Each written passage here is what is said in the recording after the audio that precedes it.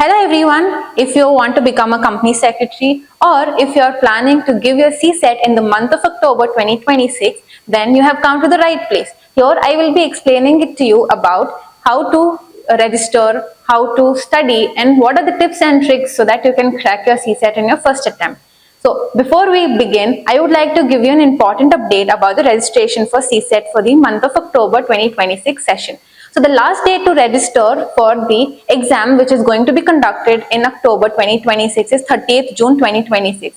I would request who are ready to give CSET in the month of October, please do register before the deadline arrives.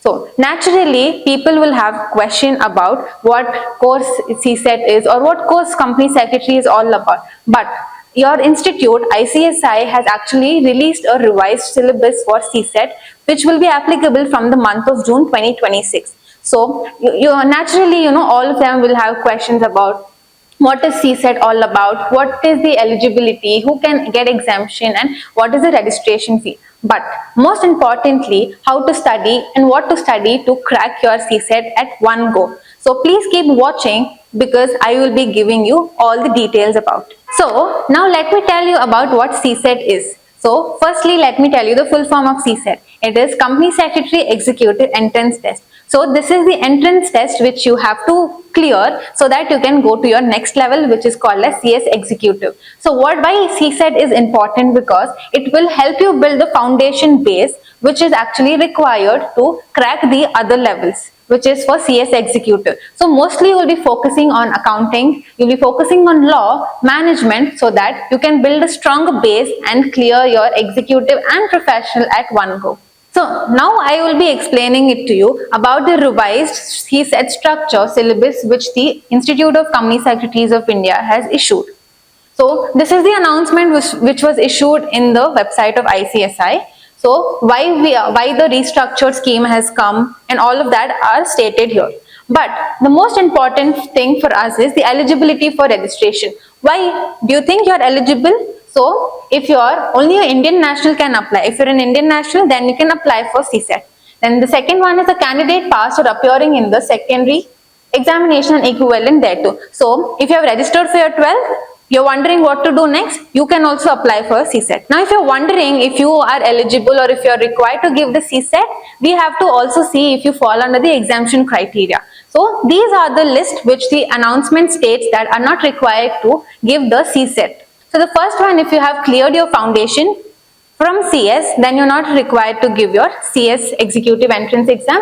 Then if you're a graduate or a postgraduate, or if you have cleared your CA intermediate, or if you're a CMA pass student, then you're not required to give CSET. Another three categories of students, if they're appearing in their final year, be it for 3 years, 5-year course, even they are not required to give their CSET. So the next important topic what you will have in your mind is the fee structure for the CSET. So the fee structure at the time of registration is 7,500 and the examination fee is going to be 1,500 rupees. So next question which will come in your mind is, what are the dates for my exam?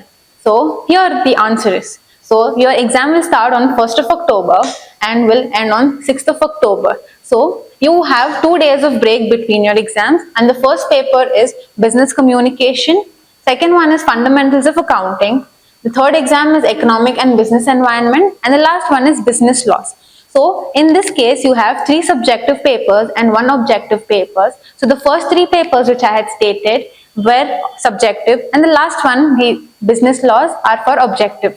Okay, so now let's get into the details of your syllabus. So the first paper is business communication. You will wonder, why do I need business communication? Because you will be the bridge between the communication between the stakeholders as well as the management. So this paper is going to be testing your vocabulary and your grammar and your writing skills. Second paper is fundamentals of accounting. The 12 students, 11th and 12th students from the commerce background need not worry about the fundamentals of accounting, because whatever you would have studied in your 11th and 12th, that is going to be the same thing in fundamentals of accounting. Just a tip for non-commerce students as well, they don't have to worry about accounts, because if you understand the concept very well, you will be able to solve accounts in just minutes. And what are all of the topics that will be covered in fundamentals of accounting is journal, ledger, your trial balance, your BRS, bank reconciliation statement, LLP accounts, partnership firm accounts, etc. So the third paper is economic and business environment. So in this you will be learning about the national income, national GDP, and many other things which are related to economics. And the last paper is business laws and management. So here there is a bifurcation between the marks. Business laws is of 60 marks and business management is for 40 marks. So business laws, you would learn about the Companies Act, you will be learning about the LLP Act, you will be learning most importantly about the Contract Acts as well. So business management will actually test your leadership skills, the supervision skills, the management skills, etc. So these are the four main papers where you have to focus on. And the first three papers, which is business communication, fundamentals of accounting, economics and business environment, they will be for 100 marks and will be subjective. And the last paper, business laws and management, will be an objective paper. Okay, so the next and the most important topic which you guys would be eagerly waiting for are the tips and tricks on how to clear your CSAT in the first attempt in October 2026. So I would like to suggest that you please go ahead with the ICSI study material which is given in the website. If you are not able to find it, you can go to the description box and also search the study material link and keep practicing accounts. It's not like you just see accounts like that. You have to practice accounts daily, and most importantly you have to write everything down so that you do not forget and your writing skills also improve. The third tip I would like to give you is, do not study everything like mugging up or memorizing things. Understand the concept very well, and then you will not even forget after your exams as well. Also, one small tip I would like to give you at the end, that please create small sticky notes for every concept whichever is difficult, so that while revising it will be very much helpful for you. So the results about CSAT would be, what is the criteria? How do I know if I cleared my CSAT or not? So the institute states that you have to score a minimum 40% in your each subject and the aggregate must be 50%.